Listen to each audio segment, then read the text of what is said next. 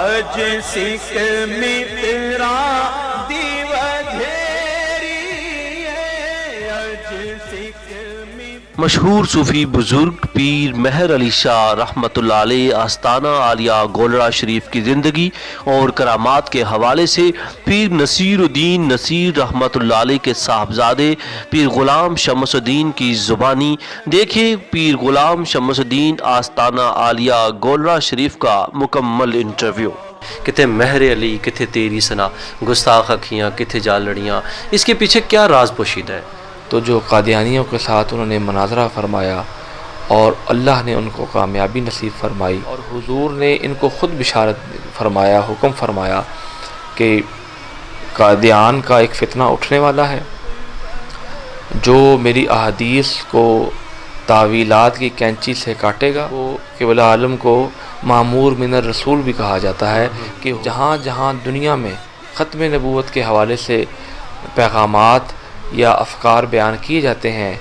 اس تحریک کے جو مین سپہ سالار ہیں وہ قبلہ پیر مہر علی شاہ صاحب، میرے جد اعلیٰ نے حضور کی زیارت فرمائی کہ میں یہ انکساری کا وہ عالم ہے جو ایک صوفی ہی بیان کر سکتا ہے، میں اس شان کے سامنے میری حیثیت کچھ نہیں۔ نالین پاک کو آپ نے پکڑا ہوا تھا اور یہ عرض کر رہے تھے، اوپر نہیں دیکھ رہے تھے، عرض گزار تھے کہ کتھے مہر علی کتھے تیری سنا۔ اولیاء کا مطلب ہی دوست ہے، تو اولیاء جو ہیں، جو ولی اس کی واحد ہے، تو جو ولی ہے وہ اس کا معنی دوست ہے۔ تو یہ میرے والد گرامی علیہ رحمہ انتہائی منکسر المزاج اور حلیم الطبع تھے۔ میرے والد گرامی علیہ رحمہ کی تقریباً 37 سے 38 تصانیف ہیں جو مختلف حوالوں سے مختلف نوعیت پر لکھی گئی ہیں۔ یہ پیغام دینا چاہتا ہوں کہ اپنے دلوں میں اللہ کا خوف رکھیں، دین کا صحیح پیغام کے لیے اور دین کے لیے وقت صرف کرنے کا لوگوں کے پاس اب وقت نہیں۔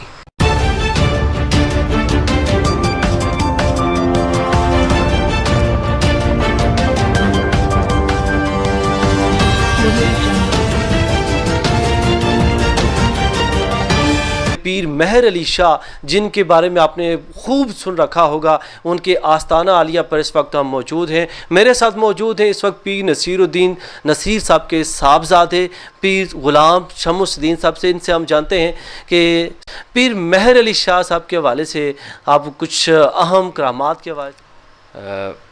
جیسا کہ آپ تمام احباب جانتے ہیں کہ ہمارا ایک سلسلہ ہے جو خانقاہی سلسلہ ہے، اور جو میرے جد اعلیٰ حضرت پیر سید مہر علی شاہ صاحب گیلانی رحمۃ اللہ علیہ، انہوں نے ایام طفولیت سے جب وہ باہر نکلے اور لڑکپن میں ہی انہوں نے دین اسلام کی جو درسیات جو ہیں، وہ مذہبی جو اسٹڈیز جس کو کہتے ہیں، وہ انہوں نے انہوں نے آغاز کیا، پھر اس میں مکمل ہوئے، درس نظامی کی، اور مختلف علاقوں میں دور دراز سہارنپور کے علاقے میں اور دیگر دور دراز علاقوں میں جا کر حصول علم کے لیے انہوں نے سفر فرمایا، اور ان کی تمام عمر جو ہے وہ دین اسلام کی اشاعت کے لیے اور جو صوفیاء کرام کی تعلیمات ہیں دین متین کی روشنی میں، انہوں نے اس کو تصوف کی بڑے معتدل اور بڑے احسن انداز میں تصوف کو دین اسلام کی تعبیر کا ایک ذریعہ بتایا۔ تو یہ لوگ یہاں آتے ہیں اور لوگ یہاں اپنی حاضری دیتے ہیں، اور میں یہ سمجھتا ہوں کہ ان کے شخصیت کے مختلف پہلو ہیں، ادبی حوالے سے دیکھیں، روحانی حوالے سے دیکھیں، وہ ہمہ جہت شخصیت ہیں۔ اگر مناظرے کی، اگر علمی میدان میں دیکھیں تو جو قادیانیوں کے ساتھ انہوں نے مناظرہ فرمایا اور اللہ نے ان کو کامیابی نصیب فرمائی، اور انہوں نے قرآن کریم اور احادیث نبویہ کے متعدد دلائل پیش کیے اور اس بات میں وہ کامیاب ہوئے. یہ لاہور میں مناظرہ ہوا تھا، تو یہ ان پر اللہ کا خاص کرم تھا کہ تحریک تحفظ ختم نبوت کے وہ سپہ سالار تھے، اور اس وقت متعدد جو مکاتب فکر تھے ان سب نے حضرت کو اپنا مین نمائندہ قرار دیا، اور انہوں نے یہ سب مکاتب فکر کے علماء، جید علماء نے یہ بات کا تعین کیا کہ حضرت اگر مناظرہ فرمائیں اور وہ اگر کامیاب ہوتے ہیں تو ہم سب کی کامیابی ہے. تو یہ اللہ نے خاص اپنا کرم فرمایا، اور حضور ختمی مرتبہ جناب محمد مصطفیٰ احمد مجتبیٰ صلی اللہ علیہ وسلم کا خاص کرم تھا، اور حضور نے ان کو خود بشارت فرمایا، حکم فرمایا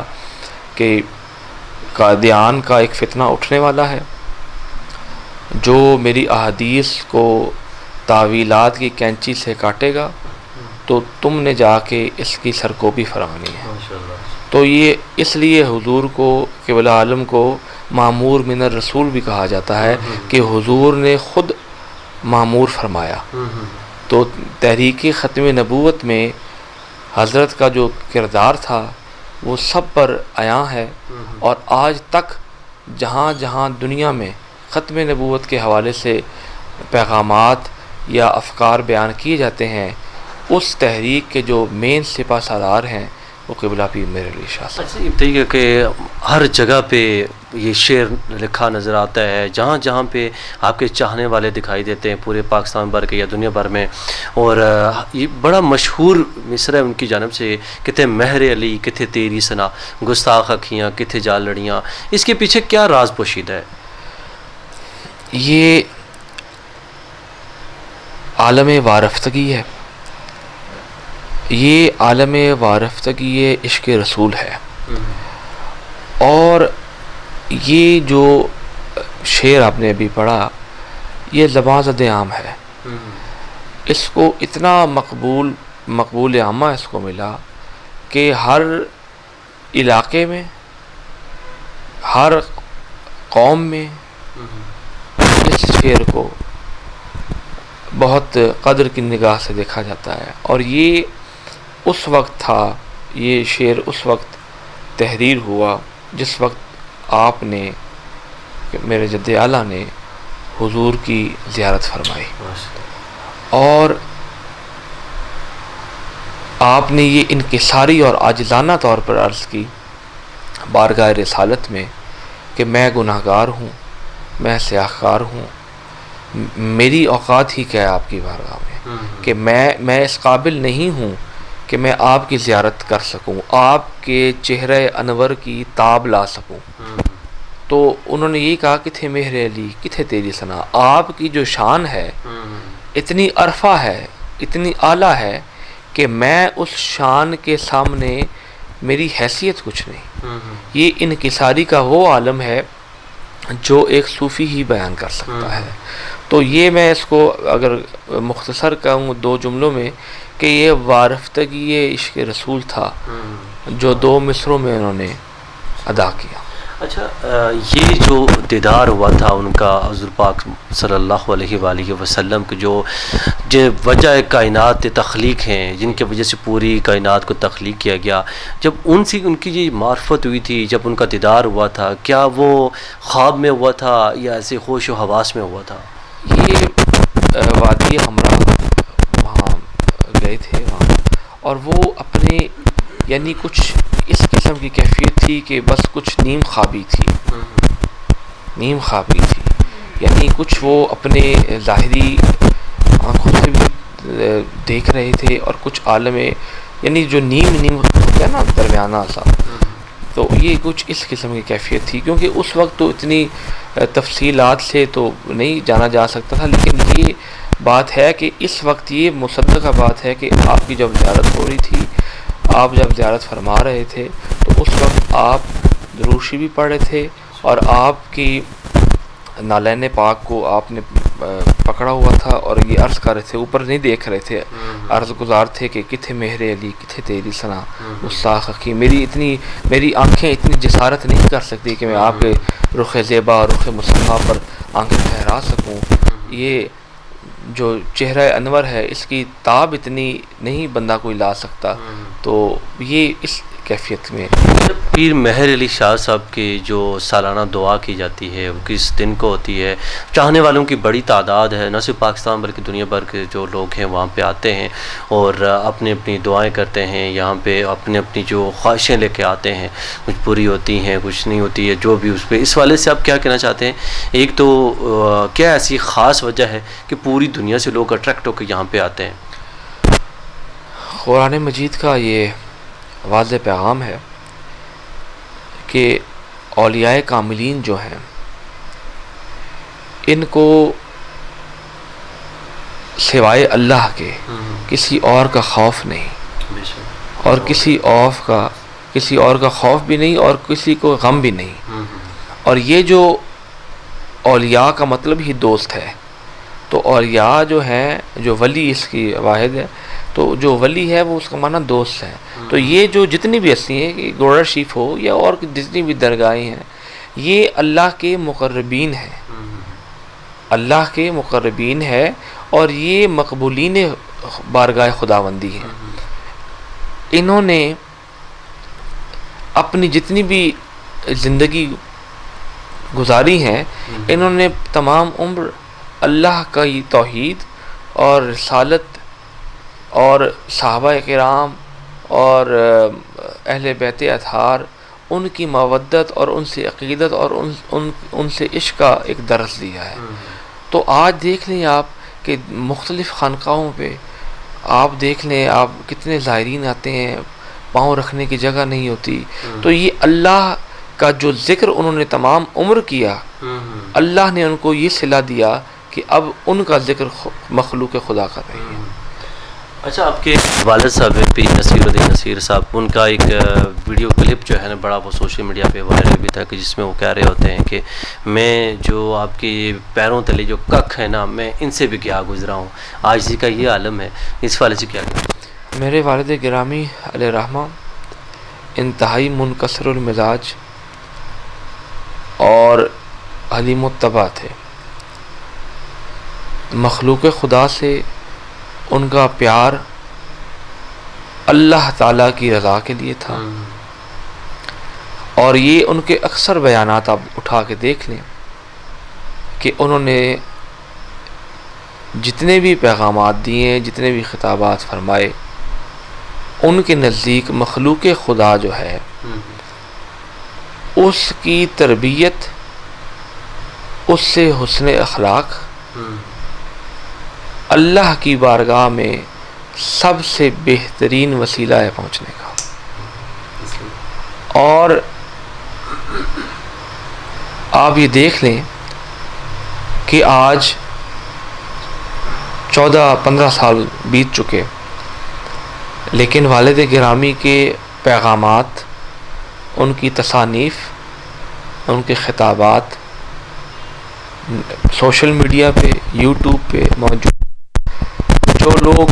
ان کو ان کی زندگی میں ملاقات نہیں کر سکے، وہ ان کے پیغامات سن کے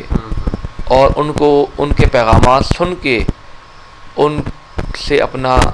ایک انتساب کرتے ہیں کہ ہم بھی ان کے مرید ہیں اور بیعت ہیں۔ ہم اگرچہ ان کو دیکھا نہیں ہے، ملاقات نہیں ہوئی، لیکن بیانات کی صورت میں اور تصانیف کی صورت میں وہ آج بھی اپنے عشاق میں زندہ ہیں، اور دور و نزدیک سے لوگ عرس پر آتے ہیں، اور وہ اپنے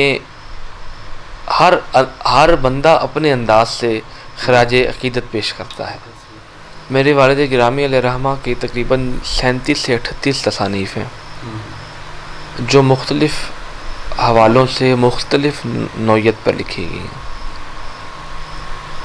ادبی، اس کو ہم 2 حصوں میں اگر تقسیم کریں، ایک ادبی ہے اور ایک علمی ہے، تحقیقی۔ ادبی میں ان کی شاعری ہے، غزلیات ہیں، حمد ہیں، نعتیں ہیں، مناقب ہیں، یہ جتنا بھی منظوم کلام ہے، دست نظر، پیمان شب، دی ہمہ اوست، فیض نسبت اور دیگر متاع زیست وغیرہ کتاب تصانیف، یہ ان کا منظوم کلام ہے، جو منظوم کلام جو نظم کیا گیا ہے، چاہے وہ حمد کی صورت میں ہو یا نعتوں کے مناقب کی صورت میں ہو۔ باقی ان کی تحقیقی علمی کتابیں ہیں، وہ خاص علمی کتابیں ہیں، علمی نوعیت کی ہیں، اور ان میں یہ نام و نسب ہو گئی اور طریق الفلاح ہو گئی، اور اس طرح کی دیگر جو کتب ہیں وہ علمی حوالوں سے ہیں صرف، اس میں صرف جو اختلافی مسائل ہیں یا دینی جو مسائل ہیں ان کا وہاں اس میں بیان ہے۔ باقی ان کی جو اکثر جتنے بھی تصانیف ہیں وہ زیادہ تر نظم میں ہیں، شاعری پر ہیں، اور ان کی جو علمی تحقیقی کتابیں ہیں اس میں مختلف قسم کے اختلافی مسائل ہیں۔ حضرت امام ابو حنیفہ علیہ رحمہ کا طرز استدلال ہے، اس میں امام اعظم ابو حنیفہ کا علیہ رحمہ کا انہوں نے جو فقہی استدلال تھا، بڑے احسن انداز میں ان کا جو اسلوب تھا امام اعظم کا ابو حنیفہ علیہ رحمہ کا، انہوں نے بیان کیا۔ تو نثر اور نظم ان دونوں میں تقریباً یہ ملا کر تقریباً 38 سے غالباً تصانیف ہیں، اور کچھ رسائل ہیں جو میں اس میں داخل نہیں ہیں، وہ میرے خیال میں کوئی چھوٹے رسائل ہیں، تقریباً 14 سے 18 کی وہ تعداد، اس میں قوالی کی شرعی حیثیت یا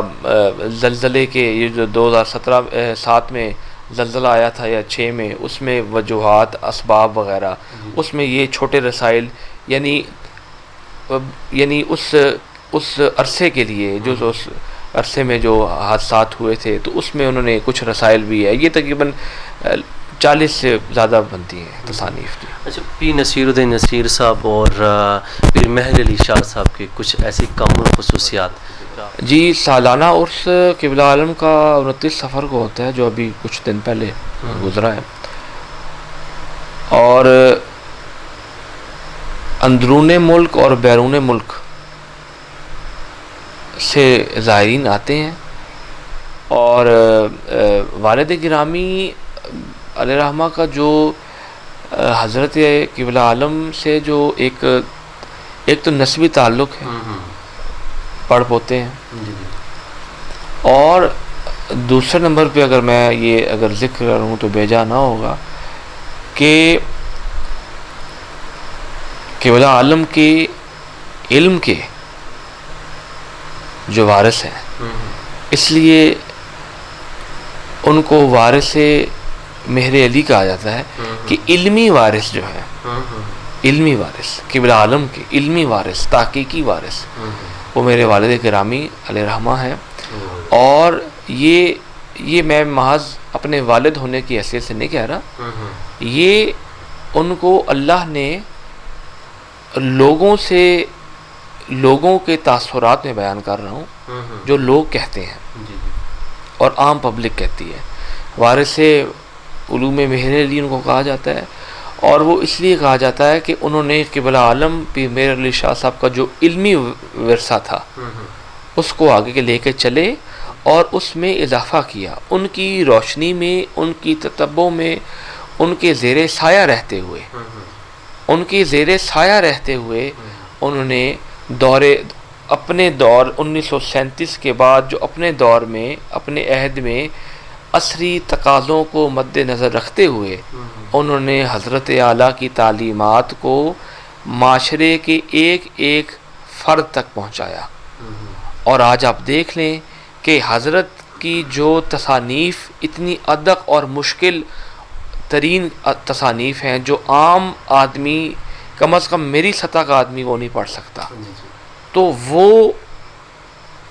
انہوں نے سہل کر کے آسان جملوں میں کر کے لوگوں کی ذہنی سطح پر ان کو لا کر ان کو یہ بنیادی جو عقائد تھے حضرت اعلیٰ کی جو بنیادی عقائد تھے انہوں نے 2 جملوں میں یا 6 جملوں میں انہوں نے بیان کر دیا. ماشاءاللہ. اچھا آخر پہ اپنے تمام والدین کے لیے اس فتنے کے دور میں جب اس شرک کا زیادہ جو ہے وہ کثرت ہوتی ہوئی دکھائی دے رہی ہے، فتنوں کا دور ہے، ہر طرف جو ہے وہ ایک تو افراتفری کا عالم بھی بن چکا ہوا ہے، ہر بندہ جو ہے وہ دنیا کو کمانے کے لیے بہت حد تک بڑھ چکا ہے، اور ایون کہ برائی کا اچھائی کا کوئی فرق بھی محسوس نہیں ہو رہا، تو کیا پیغام دینا چاہیں گے؟ میں تمام امت مسلمہ کو یہ پیغام دینا چاہتا ہوں کہ اپنے دلوں میں اللہ کا خوف رکھیں، نبی مکرم سے محبت، صحابہ کرام، ازواج مطہرات اور اہل بیت اطہار اور اولیاء کاملین، ان سب طبقات سے اپنا دامن وابستہ رکھیں، اور اس نفسا نفسی کے دور میں جو ضروریات دین ہیں، جو اراکین دین ہیں، رکن دین ہیں، نماز، روزہ، زکوٰۃ، حج وغیرہ، کم از کم آپ اس دور میں اگر آپ احسن انداز میں اگر پورا کر سکتے ہیں اور کر لیں، میرے خیال میں یہ بہت بڑی غنیمت ہے، کیونکہ اس دور میں اب وقت رہا نہیں، لوگ دنیا کے پیچھے بھاگ رہے ہیں، دین کے پیچھے، دین کی ترویج کے لیے اور دین کا صحیح پیغام کے لیے اور دین کے لیے وقت صرف کرنے کا لوگوں کے پاس اب وقت نہیں. تو میرے خیال میں لوگ اپنے نماز وغیرہ کی پابندی رکھیں، اور روزہ، زکوٰۃ، حج، اور سب سے بڑی بات یہ تو حقوق اللہ ہے نا، حقوق العباد میں یہ ہے کہ آپ سب سے اچھا بہترین جو ذریعہ ہے اللہ کی بارگاہ میں پہنچنے کا وہ ہے مخلوق خدا کی خدمت. آپ کسی صورت میں کریں، آپ کسی صورت میں کریں، کوئی غریب ہے اس کو آپ اپنی توفیق کے مطابق جو آپ دے سکتے ہیں اس کو دیں، اس کی سفید پوشی کو حرف نہ آئے. اور یہ وہ عمل ہے جو صوفیاء کا عمل ہے، اور سب سے بڑا عمل میرے نزدیک حقوق العباد میں یہ ہے کہ آپ حسن اخلاق سے سب سے پیش آئیں، اللہ کی بارگاہ میں آپ خود پہنچ جائیں گے. یہ آپ کو، یہ صوفیاء کا پیغام ہے، یہ میرا پیغام نہیں، یہ صوفیاء کا پیغام ہی میں نے آپ کے لیے پیش کیا ہے کہ صوفیاء نے لوگوں کو جوڑا ہے، لوگوں کو جوڑا ہے، لوگوں کو توڑا نہیں. اور یہ صوفیاء کے آج درسگاہیں، آج صوفیاء کے دربار، مزارات اس لیے آباد ہیں کہ انہوں نے امن کا،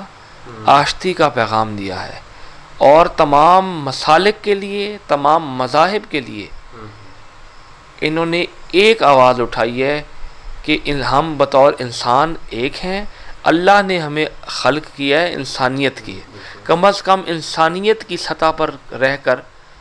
ہم اس معاشرے میں رہ سکتے ہیں. اور سب سے بڑا پیغام یہ ہے،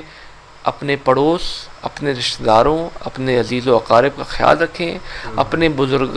بزرگوں کا، والدین کا بہت خیال رکھیں، ان سے دعائیں لیں. یہ دعائیں آپ کو اس دور میں بھی، اس جہان میں بھی اور اگلے جہان میں بھی کامیابی کا یہ آپ کی چابی ہے کہ آپ اپنے والدین سے، اپنے بھائیوں سے، اپنی بہنوں سے، اپنے بزرگوں سے